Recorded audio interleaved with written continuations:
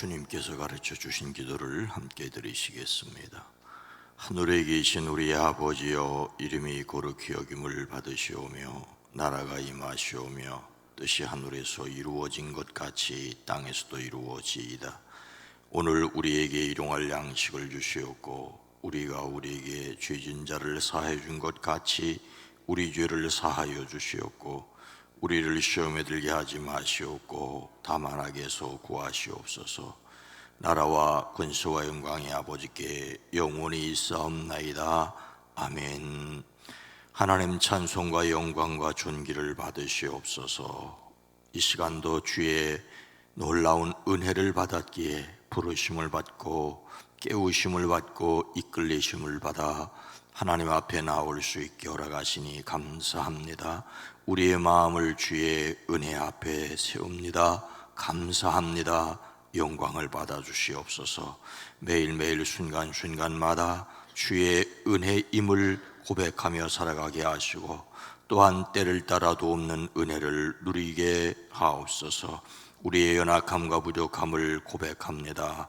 주의 손으로 우리를 붙드시고 우리를 지키시고 인도해 가심을 깨달아 알고 맡겨드리는 순종하는 삶이 되어지게 하옵소서. 우리의 마음속 깊은 곳에 탄식을 주님 들으시옵소서. 응답하시옵소서. 우리의 연약함을 아옵나니 주의 손으로 강하게 하시옵소서. 권세 있게 하옵소서. 10의 1조를 구별합니다. 나머지 9도 지키시고 삶 가운데 주님 뜻을 강건케 허락하시옵소서. 선교를 위하여 드립니다. 주의 이름이 증거되는 곳에 복되게 하옵소서. 오랜 기도 간절한 기도를 드립니다. 일천번제를 받으시되 이 예물에 포함되어 있는 오랜 기도도 주여 속히 응답하여 주시옵소서. 예수님의 이름으로 축복하여 간절히 기도드리옵나이다. 아멘. 찬송가 31장입니다. 찬양하라 복되신 구세주 예수. 찬송가 31장입니다. 찬양하라 복되신 구세주 예수. 백성들아 사랑을 전하세. 경배하라 하늘의 천군과 천사. 주님 앞에 영광을 돌리세. 목자같이 우리를 지키시고 종일 품에 늘 안아주시네. 찬양하라 높으신 권세를 찬양. 찬양 찬양 영원히 드리세. 찬양하라 복되신 구세주 예수. 우리 대신 죽임을 당했네. 그주 예수 영원한 구원의 소망. 경배하며 겸손히 절하세. 찬양하라 우리 죄 지신 예수. 그의 사랑 한없이 크셔라. 찬양하라 높으신 권세를 찬양. 찬양 찬양 영원히 드리세. 찬양하라 복되신 구세주 예수. 천사들아 즐겁게 찬양해. 그주 예수 영원히 다스리시니. 멸류관을 주 앞에 드리세. 그주 예수 세상을 계시고 영광 중에 또다시 오시리. 찬양하라. 높으신 권세를 찬양, 찬양, 찬양. 영원히 들이 3절입니다. 찬양하라. 복되신 곳에 주 예수. 전사들아 즐겁게 찬양해. 그 주 예수 영원히 다스리시네. 멸류관을 주 앞에 들이세. 그 주 예수 세상을 이기시고 영광 중에 또다시 오시리. 찬양하라. 높으신 권세를 찬양, 찬양, 찬양. 영원히 들으세. 아멘. 사도행전 12장 21절로 23절 말씀입니다. 신약성경 208면입니다. 사도행전 12장 21절로 23절입니다. 사도행전 12장 21절로 23절 말씀을 함께 읽습니다. 헤롯이 나를 택하여 왕복을 입고 단상에 앉아 백성에게 연설하니 백성들이 크게 부르되 이것은 신의 소리요 사람의 소리가 아니라 하거늘 헤롯이 영광을 하나님께로 돌리지 아니하므로 주의 사자가 곧 치니 벌레에게 먹혀 죽으니라. 아멘. 오늘도 하나님께 영광을 돌리는 아름다운 삶이 되어지기를 주의 이름으로 축복합니다. 이솝 우화에 우리가 잘 아는 이런 내용이 있지요. 등에 신의 조각상을 지고 가던 나귀가 어느 마을에 도착을 했지요. 지나가던 사람들이 나귀 앞에 무릎을 꿇었습니다. 사람들이 자신에게 절하는 줄 생각한 나귀는 교만해져서 큰 소리를 내더니 그 이상 움직이려고 하지 않았다지요. 이런 속셈을 알아차린 나귀 몰이꾼이 나귀의 등짝에 채찍질을 하면서 소리를 칩니다. 아이고 이 어리석은 놈아, 너는 사람들이 나귀를 받들고 있다고 생각하느냐? 내 등에 짊어진 신께 경배를 드리는 거지. 이솝이 지은 이야기니 나귀가 등에 진 신의 조각상은 그리스 신화 속의 한 인물일 것입니다. 나귀는 어리석게도 사람들이 자기에게 절하는 줄 알고 우쭐대다가 매를 맞았습니다. 그런데 내용이 아주 조금 바뀐 다른 이야기가 있습니다. 이 이야기에서는 신의 조각상 대신 금불상입니다. 배경이 그리스에서 불교 문화권으로 바뀌었습니다. 이런 얘기입니다. 어떤 당나귀가 등에 금으로 만든 불상을 싣고 걸어가고 있었습니다. 지나가던 사람들이 금불상을 향하여 합장을 합니다. 당나귀는 사람들이 자기에게 경배하는 것으로 착각을 했습니다. 어리석은 당나귀는 우쭐대며 심통을 부리다가 주인에게 심한 꾸지람을 듣습니다. 야, 이 어리석은 당나귀야, 내 등에 실린 금불상에 경배를 드리는 것이지 너 같은 당나귀에게 경배를 드릴 사람이 어디 있겠니? 이야기의 구성이 전혀 똑같으니 어떤 것이 원본인지 알 수 없습니다. 어쩌면 둘 다 원본일 수 있습니다. 세상 어느 곳에나 으스대는 사람들이 많기 때문이지요. 나귀처럼 등짝 맞는 사람도 있겠지만 여전히 기세가 등등하여 뒤에서 손가락질하고 입을 삐죽거리는 것을 모르는 사람들도 또한 많습니다. 행여 저는 우리는 하나님이 받으셔야 할 영광을 자신이 받으려고 우쭐대고 으쓱거리는 것은 아닙니까?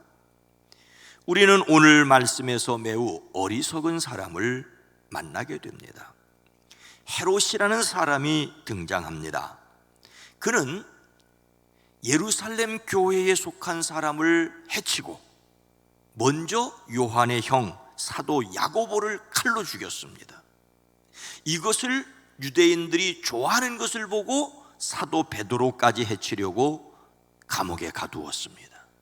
천사의 손이 베드로를 헤롯의 손에서 구출했지만 헤롯은 이런 인간이었습니다. 그에게 또 어떤 일이 있었습니까? 21절 말씀입니다.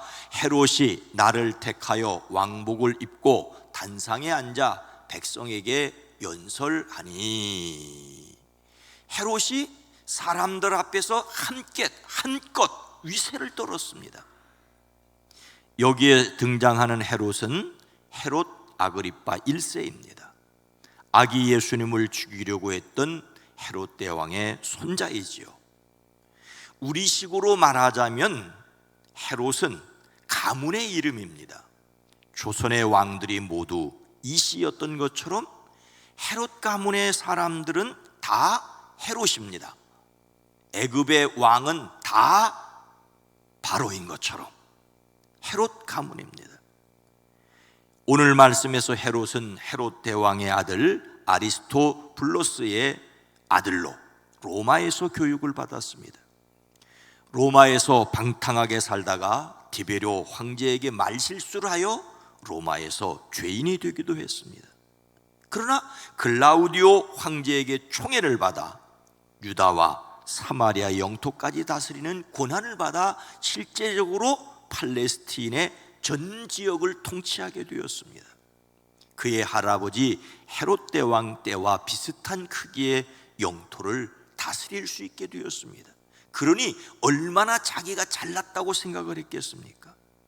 그런데 이 헤롯 가문은 순수한 유대인이 아니라 에돔 족속에 가까웠습니다. 더욱이 로마를 등에 업고 유대인을 다스렸으니 유대인들에게 엄청난 미움을 받았습니다. 그래서 예수님을 죽이려고 했던 헤롯 대왕은 유대인들에게 환심을 사기 위해 성전을 조금씩 지었습니다. 그의 손자인 이 헤롯도 유대인들에게 환심을 살 수 있는 것이 뭘까? 유대인들이 그리스도인들을 미워하니 사도 야고보를 죽이고 베드로까지 죽이려고 했었던 것입니다. 이런 헤롯이다 보니 자신을 과시하고 드러내는 일에 온 힘을 쏟을 수밖에 없습니다. 어느 날 헤롯이 우리말로 용포를 걸쳐 입고 왕좌에서 백성들에게 연설을 했습니다. 유대인 역사가 요세푸스에 의하면 이날은 로마 황제 글라우디오가 오늘날의 영국을 정복하고 돌아와 개선 행진을 했던 것을 기념하는 날이었고, 바로 글라우디오 황제의 생일인 8월 1일이었다고 합니다. 헤롯은 자기 지역에서 로마 황제의 개선을 축하하는 축제를 열었던 것이지요. 어쩌면 지중해 바닷가에 있는 가이사랴에 그의 할아버지 헤롯이 만든 이 로마식 원형 경기장에서 모였을지도 모르겠습니다. 그곳에서 헤롯이 잔뜩 차려입고 나타났습니다. 또 요세푸스의 설명에 의하면 헤롯이 입었던 옷은 길고 헐렁한 은색 옷으로 태양광선에 반사되어 찬란하게 보였다고 합니다. 헤롯은 자신의 몸에서 환하게 빛을 뿜어내는 것 같은 장엄함을 연출하였습니다. 헤롯은 로마 황제를 위한 축제의 자리에서 자신을 드러내고 그곳에 모인 사람들에게 연설했습니다. 연설의 내용은 알 수 없지만 아마도 백성을 만족스럽게 하기 위한 아름다운 말의 나열이었을 것입니다. 이에 사람들은 헤롯에게 무엇이라고 말합니까? 22절 말씀입니다. 백성들이 크게 부르되 이것은 신의 소리요 사람의 소리가 아니라 하거늘. 백성들이 헤롯에게 신의 소리라고 아부하였습니다. 그곳에 모인 사람들 중에는 두로와 시돈 사람들이 있었습니다. 두로와 시돈은 항구 도시입니다. 해양 무역을 통하여 엄청난 부를 축적하였습니다. 하지만 바닷가이고 돌섬이다 보니 먹을 것을 농사짓는 먹을거리는 없었습니다. 그런데 이들이 헤롯에게 밉보였습니다. 그래서 헤롯은 그곳에 먹을거리를 제공하지 못하도록 중단을 시켰습니다. 남의 약점을 알고 숨통을 죽이는 그런 헤롯입니다.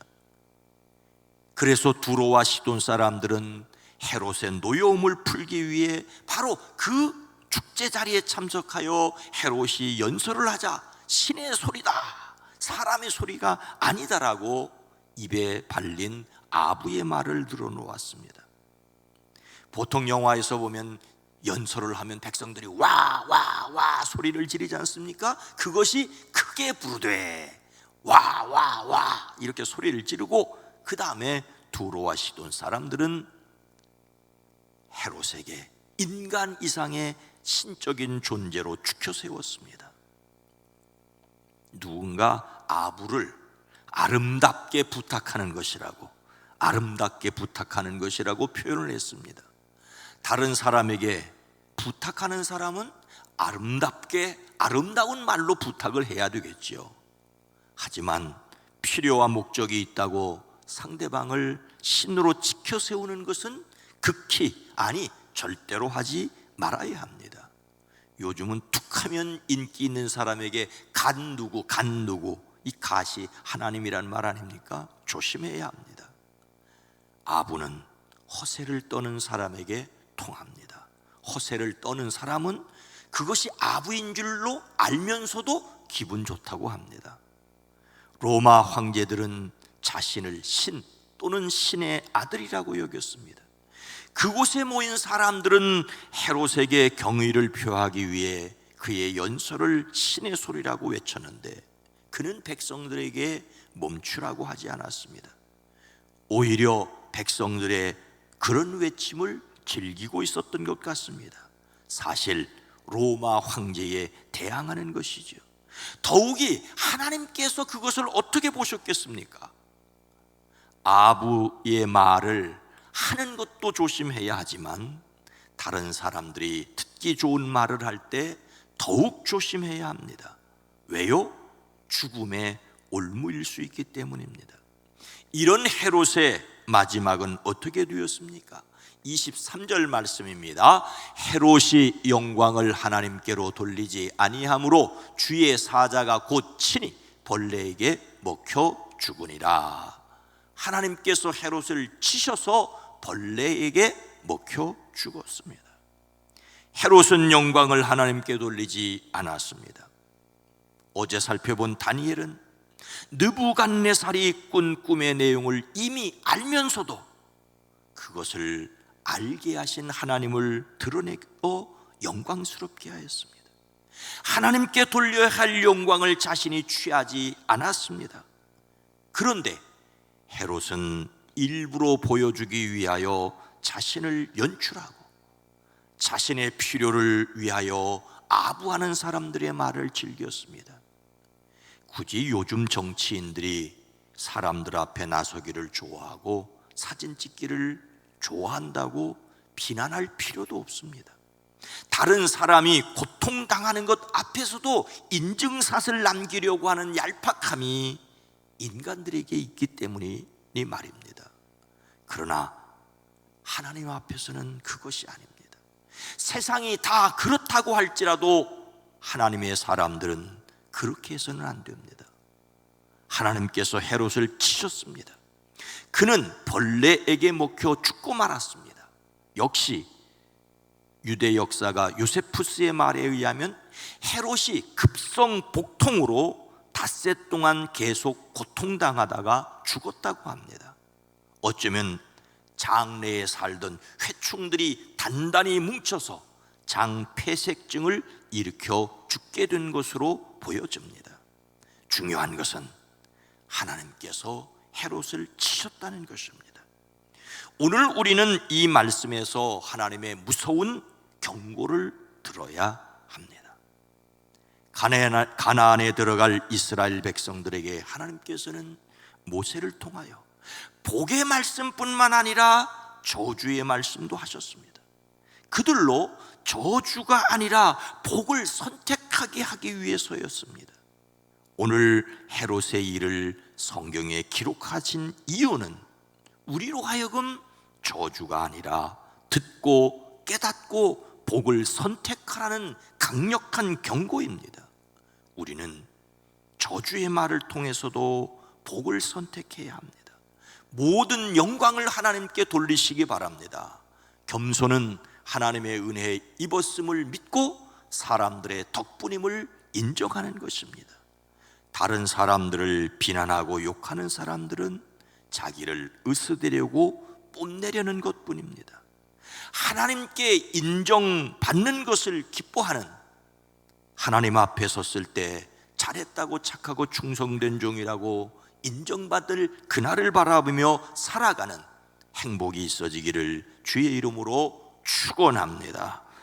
거룩하신 하나님, 자비로우신 주님, 2021년 8월 이 한 달을 오늘 여기까지 지켜주신 것 감사합니다.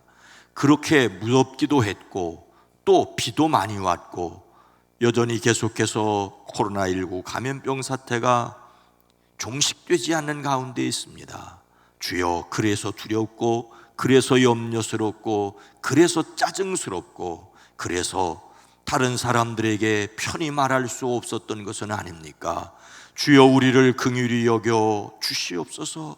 이제 8월을 접고 내일부터 9월을 허락하실 때 하나님께서 주실 소망을 바라보며 인내할 수 있게 하옵소서.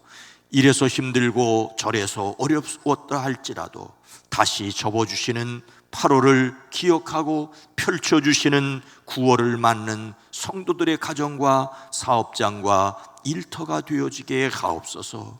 주여, 도와주시옵소서. 주여, 역사하여 주시옵소서.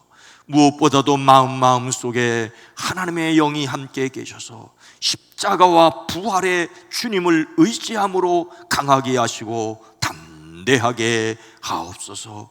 우리를 위로하시는 분은 오직 하나님이십니다. 하나님의 그 놀라운 사랑 때문에 이기고 또 이기는 저희들 되어지게 하옵소서. 오늘 한 날도 오고 가는 발걸음 우중에 지켜주시고 안전하게 하옵소서. 이 나라 이 민족 이 백성을 긍휼히 여기시고 긍휼히 여기시고 긍휼히 여겨 주시옵소서. 예수님의 이름으로 간절히 기도드리옵나이다. 아멘. 오늘 말씀을 생각하며 주여, 하나님께 영광을 돌리는 삶이 되어지게 하옵소서. 우리 교회가 이 지역 속에서 하나님의 영광을 드러내게 하옵소서. 주여, 이 세상이 하나님의 영광의 빛을 알게 하옵소서. 우리 함께 기도합니다. 주여,